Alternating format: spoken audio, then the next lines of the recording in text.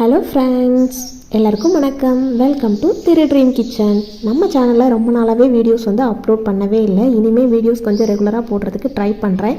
அதோட ரொம்பவே ஒரு குட் நியூஸ் உங்கள் கூட நான் ஷேர் பண்ணிக்கிறேன். நம்ம கேக் பேக்கிங் இப்போ ஸ்டார்ட் பண்ணி ஒரு 6 monthsக்கு மேலவே ஆகுது. அந்த கேக் நான் செஞ்சு அதில் சேர்த்த காசில் நான் புதுசாக ஒரு ஓடிஜி பை பண்ணியிருக்கிறேன்.